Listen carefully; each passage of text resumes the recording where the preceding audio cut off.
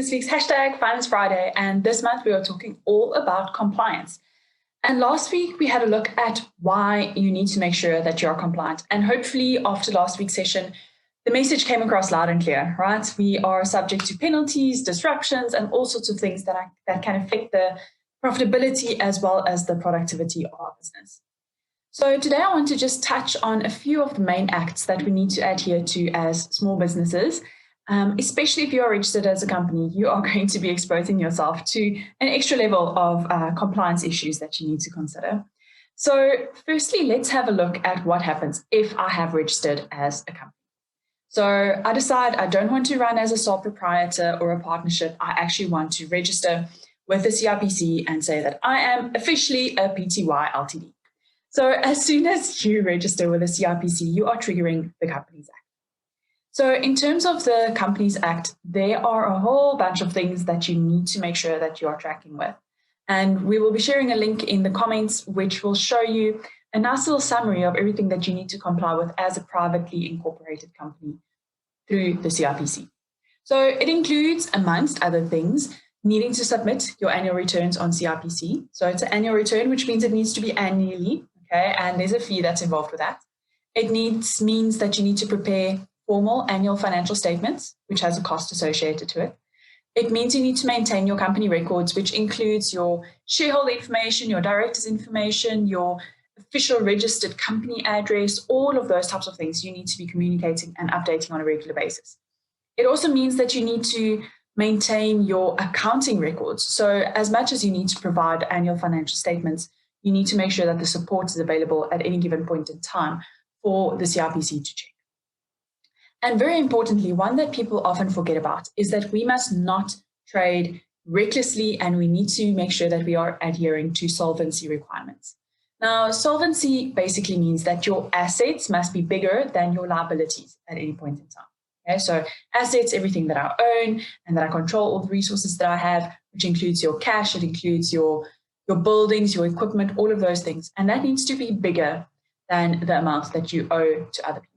Okay, so there are certain activities in your business that would trigger the need to do both a solvency as well as a liquidity test. So the solvency test is looking at your total assets being bigger than your total liabilities, whereas your liquidity is looking at your cash flow. So it's saying within the next 6 to 12 months, will you be able to meet your current obligations as and when they fall due? So over there, we look more at the differential between your current assets and your current liabilities, or your short-term assets and your short-term liabilities. Now, one of the things that might trigger this solvency and liquidity test includes being able or giving loans to directors and financial assistance to directors. So if you are drawing a loan out of your business as a sole shareholder or sole director in your business, you might be subjecting yourself to needing to document something along the lines of having a solvency and liquidity test. So it's really important that we make sure that we take into account what all of the responsibilities are as a director in our company to make sure that we are being compliant, because failure to adhere to those things could mean that you as a director or shareholder might be held responsible. And this is often where businesses go wrong, specifically in terms of solvency and liquidity, which brings us to business rescue. Now, so this is now the extreme where things are not going well in our business and we need to make some sort of plans, okay? Now, the purpose of business rescue is really to provide an alternative to liquidation, okay? And it's in the event that our company is struggling to meet their financial obligations, and it's normally coupled with some sort of restructuring that goes along with it, whether it's from an employee workforce point of view, or whether it's just your processes doing some sort of overhaul, or just understanding how you got to the point where you are today and making sure that you can make changes to that. And what's really important to remember about business rescue is that your creditors or other affected parties, which includes other shareholders, could actually apply to the court to put you into business rescue.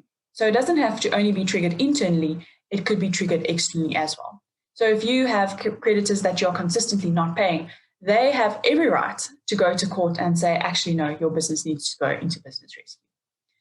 Now, during the time that you are under business rescue, management powers will completely move from you and from the management team within the business to the appointed business rescue practitioner.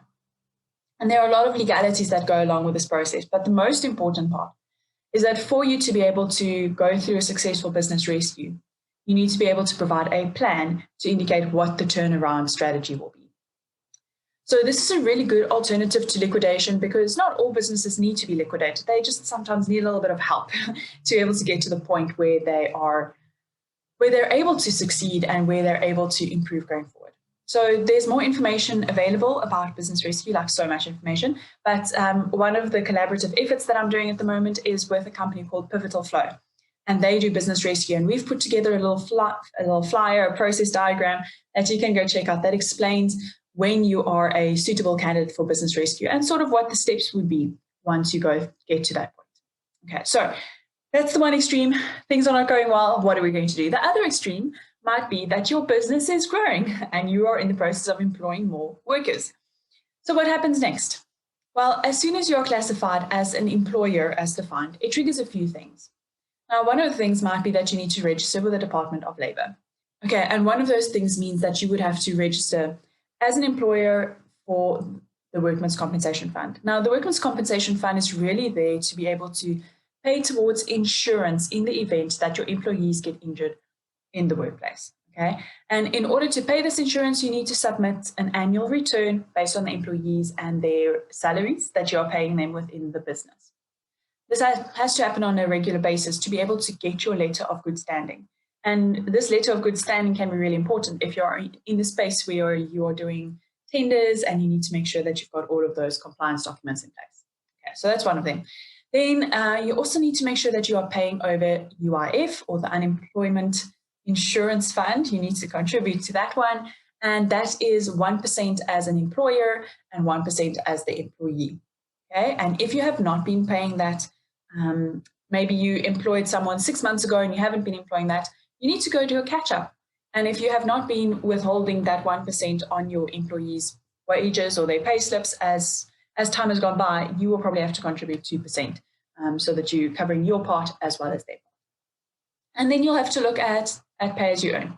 Okay, so pay-as-you-earn is going to SARS, and that is a way to collect employees' taxes. Now, this will, in the year 2022, the tax year 2022, we will only be looking at employees that are earning more than 7,200 Rand per month. Okay, so if it's more than that, and if you have no employees that are earning more than 7,200 Rand per month, you don't have to worry about PAYE. But as soon as one of your employees have or are earning more than 7,200, which might include yourself, you need to make sure you're registering for that. There are some tax incentives that go along with that. So if you are in a space where you are paying over PAYE, but you're employing employees that are less than 25 to 30, you might be able to get a benefit from the employment tax incentive, which is basically incentivizing companies to employ youth. Okay, and what that will do is it will reduce the PAYE that you need to pay over as a company. And then obviously, if you have an employee, you are automatically subject to the basic conditions of Employment Act. And that becomes really, really crucial. If you don't want to be in a situation where you are taken to the CCMA for whatever reason, you need to make sure that you are treating your employees properly in accordance with the basic conditions of employment. So whether that's looking at leave days or disciplinary processes or figuring out how to deal with poor performance, that act is really actually there to protect the employee much more than the employer. So really make sure you are dotting your I's and crossing your T's in this case, because the likelihood of you ending up in the CCMA court is actually quite high if you're not adhering to those things. And we will be having a professional labor consultant to chat about some of these things going forward. So watch this space. It's going to be awesome. And these are really just some of the most crucial acts. I haven't even touched on the tax acts, okay? But it's things that we need to make sure that we are compliant to. And it can become overwhelming, to say the least, right? Never mind digging into the Poppy Act, which is what we'll be doing next week. But you can't say you didn't know. We cannot claim ignorance. We cannot claim that we were oblivious because there are just so many resources available.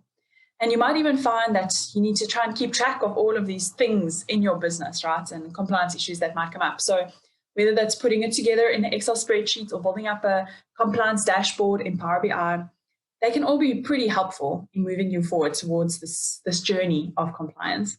And and especially looking at some of the deadlines that are coming up and where you are at in the process with each of them, and even being able to assign responsibilities to different people. And if one of these two are your jam, just remember that we do some training in both Excel and Power BI. So we can help you to build up some of those models and a whole lot more just through that training. But if you're like me, you might find that you are constantly in tug of war between having enough time to do things and having enough money to get someone else to do it. So that's often a space that we find ourselves in.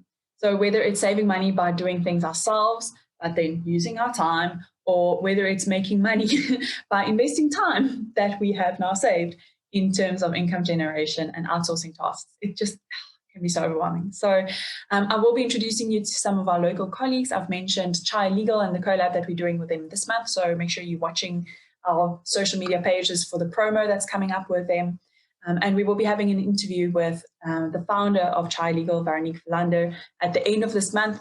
And I'm quite excited about that one. There's just so many resources available to you. And I just want you to know that you are not alone. I know this can feel overwhelming. And even when I was thinking about Poppy and what the implications are of it coming into effect this year and what that's going to mean to my business, I was like, what? There's just so much to think about. And that's when you need to just consult with someone that is a professional in this space. So make sure you're connecting with the right people and you'll be set up and ready to go in no time at all. I can totally promise you that. So that's it from me. I will see you next week as we talk about Poppy. Bye.